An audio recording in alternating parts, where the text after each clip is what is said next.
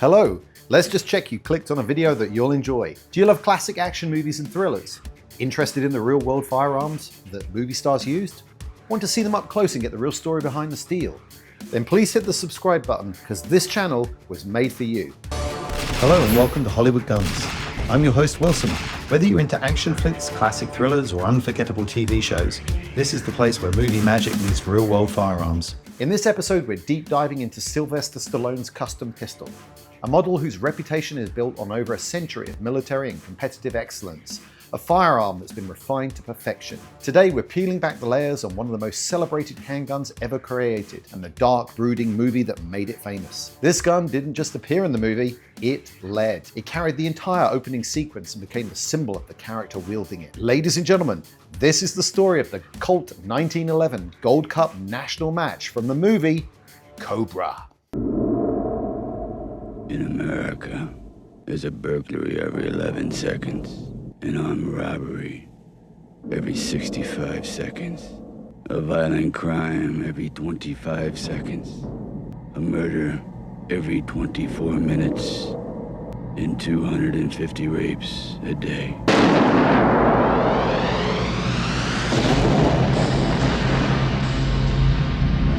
Background and history of the firearm. Oh, excuse me, I was just in the middle of something. Let me clear a bit of space. Here is my 1982 Gold Cup national match in 45 ACP. It's clear, we're good to go. The Colt 1911 is an enduring icon in firearms history, designed by master gunsmith John Browning and officially adopted by the US military in 1911. Its revolutionary design featured a single-action, semi-automatic mechanism chambered in 45 ACP, and it set a new standard for stopping power and reliability that carried through 2 world wars and beyond.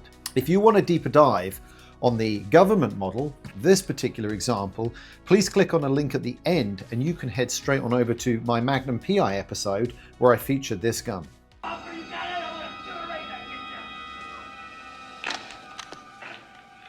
Hey, dirtbag, you're a lousy shot.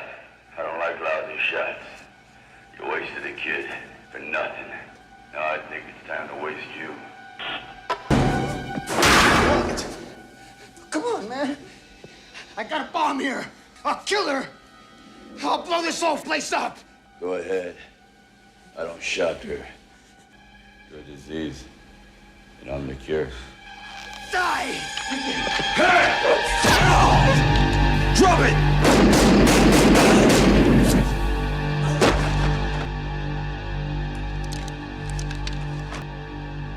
Let's compare my 1972 government model against my 1982 Gold Cup, while I thank the sponsors of this video whose partnership allows me to cover the costs of producing these videos and acquiring more movie guns to show you. First up is Sonora Desert Institute, and if you're thinking about a career in gunsmithing or just want to deepen your firearms knowledge, SDI might be a great fit. They offer a variety of degree programs and courses, including one focused specifically on the 1911 platform.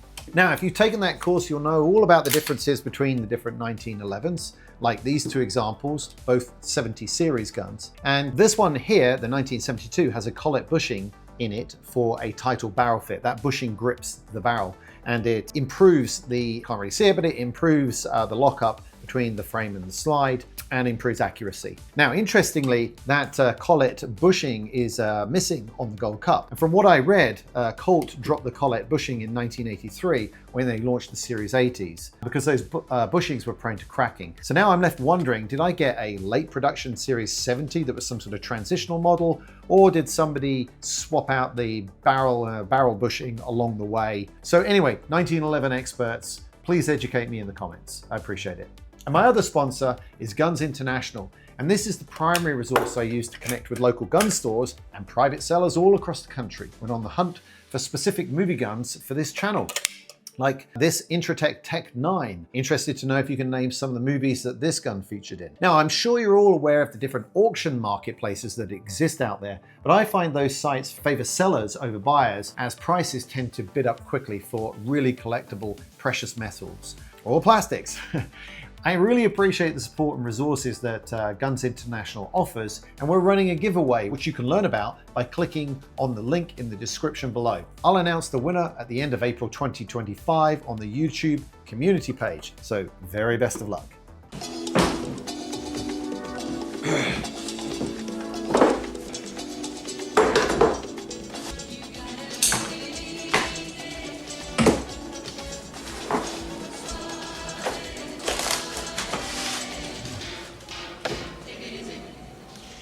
For this video, we're discussing the Gold Cup National Match variant, first launched in 1957 in particular, and this represents the pinnacle of Colt's precision. Originally, it was developed for competitive shooters, and this model features enhancements such as a match-grade barrel and bushing, a finely tuned trigger, fully adjustable sights. Let's come back to that trigger for a second. It's really crisp. And the main thing that separated it from the standard government model was it was meticulously hand fitted and finished, and that's supposed to distinguish it from standard military issued models. I'll come back to that in just a second. Colt engineers painstakingly modified the design to reduce recoil and improve accuracy, making it a favorite on the competitive circuit. And every detail from the custom slide serrations, they're at a diagonal angle compared to the government model, to the precision machine parts within, speaks to the heritage and excellence and relentless pursuit of perfection by Colt at that time. Supposedly for the era, no other factory pistol came closer to delivering match-grade performance right out the box. But there is a but. This one is a 1982, and this one is a 1972 government model. And obviously I love both these guns. They are jewels in my collection. But I have to say that the finish on the slide of the government model of the 72 version, which is 10 years older than this one, isn't comparable. Let me see if I can show you that on screen. If you look at the two slide finishes in the light, you can clearly see the tool marks on the Gold Cup model. What do you want to do? There's nothing we can do except wait For what? for it to happen again.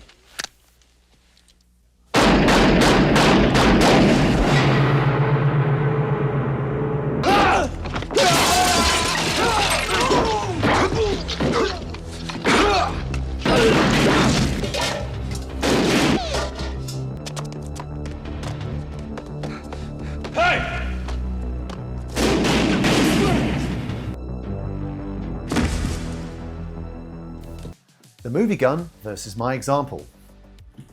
Okay, we got a little detail to dive into here.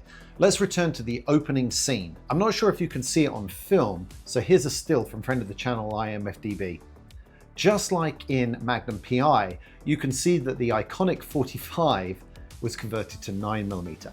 And I think the reason is something that viewers have shared their knowledge on in the comments from other videos, and that is because 9mm blanks that would have been needed to make the movie were much more abundant and reliable at the time than 45s. However, I think that in the Cobra universe, Marion Cobretti would have been carrying a 45. So let's overlook the armorer's needs and go with this gun, which is a 45, being the representation of what Cobra meant to carry. Of course, though, he changed the grips, and I have too.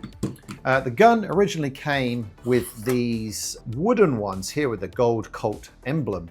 Very handsome indeed. But which ones do you prefer? Do you prefer the brown grips or the Cobra ones? Let me know in the comments.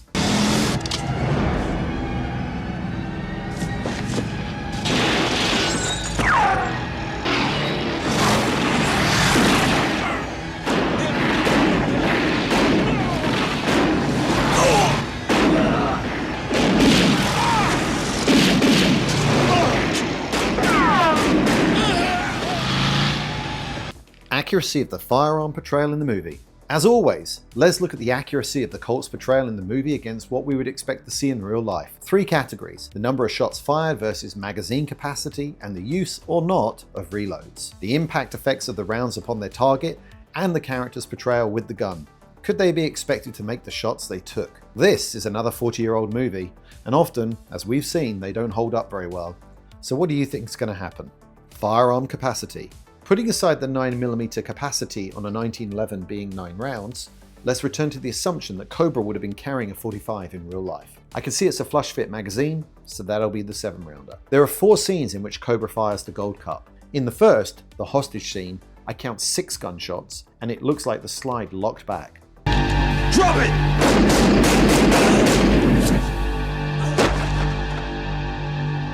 Do we think Cobra started with 7 in the mag and 1 cocked and locked? Of course. So what we're really saying is he emptied 8 rounds into the perp, but in editing we only heard 6 shots. Whose mistake is this? How do we settle it? Come on and listen to this asshole. Question is, Cobretti, did you use unnecessary deadly force? I used everything I had. Now what is it? The second scene shows Cobretti's prowess with bullseye shooting, something that the Gold Cup was designed for. 6 shots and an old school wrist support grip, very popular from the 50s through the 70s. The third scene is where Cobra is jumped by the Night Slasher's New World Order crew as he leaves his house to try and get to the hospital. I count 7 or 8 shots. Interestingly, I don't see the slide lock back here to signify the gun was empty, so maybe only 7 shots then. The fourth scene is where the Night Slasher crew attack them in the foundry town of San Ramos. Cobra fires 5 shots, he has time to reload but we don't see it, and then we only see him fire twice more before he stops playing nice and pulls out the Jatomatic for the rest of the movie. Good use of firearms capacity. Grade A. He's the expert on this. He doesn't look like an expert, does he? I know. He looks like a fugitive from the 50s, but sure is great at catching psychos. Caliber capability. In this section, we are just judging the Gold Cup and its handgun round. 9mm or 45 doesn't really make a huge difference. What we're interested in is, do we see any over-the-top physics from the bullet impacts or shrug-offs for that matter? The first and second scenes seem fine, but in the third scene, 1 round each from the Colt launches motorcycle assailants backwards, flinging them to the ground.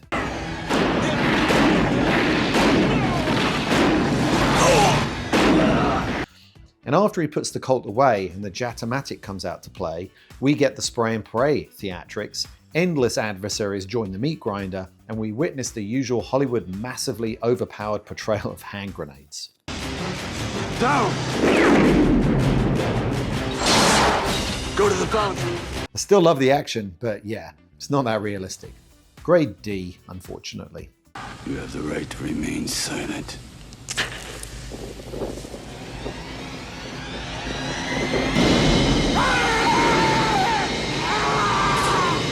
Character accuracy. Could he make the shots he took? In the first 2 scenes, the engagements are close, so no issues. In the final scene, Cobretti discharges 5 shots on the attacking biker gang, who are mostly moving fast on bikes. He doesn't miss. Well, on the positive, accurate target shots are what the Gold Cup is made for, and of course Cobretti is part of the zombie squad. What's the zombie squad? The bottom line. I'm not sure what that means, but I don't think many people could make these shots under that kind of overwhelming pressure.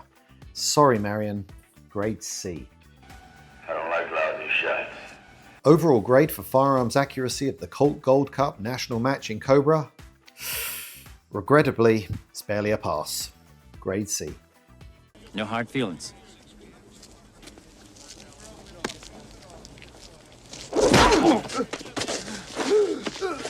No hard feelings, pal. Other movies the firearm appeared in. According to the Internet Movie Firearms database, IMFDB, the Colt 1911 Gold Cup national match has cemented its status as a cinematic legend, but most of its appearances have been in the stainless steel variant, which I'll leave to cover in a future episode of Hollywood Guns. As you can see, the blued version has also been featured in a fair number of TV series too over the decades. There are 2 other movies of note that the blued version with its wooden grips are featured in. First, let's take a look at some of the scenes from George Romero's Of the Dead series, in this case, the 1985 Day of the Dead. Don't let this happen to me. I want to be one of them. Take me. Please take me.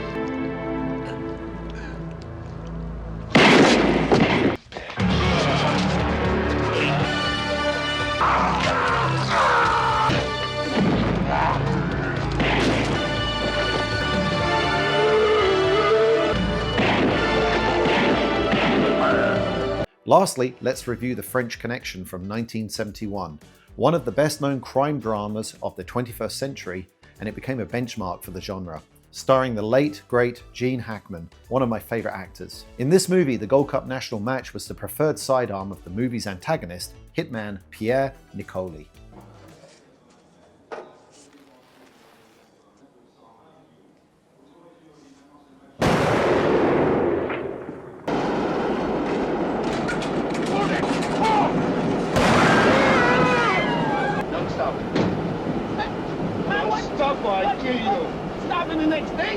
press the brake, and I blow you in half. Hold it! And that, ladies and gentlemen, is a wrap. But wait, what about the other iconic gun in the movie? You didn't think I'd forgotten the Jatomatic SMG with laser sight? Well, I got those glorious scenes for you in just a minute. But first, hear me out, because I'd like to thank the sponsors once again who made this video possible: Sonoran Desert Institute and Guns International. I also have a request of you, the viewers. If you own a rare movie gun like the Jatomatic and you'd like to see it featured on the channel, please drop me an email to wilson@hollywoodguns.tv. So let's finish up this Cobra episode with that awesome weapon and listen to its report. I'm not sure if that's how it really sounds or if it was a special effect, but I love it.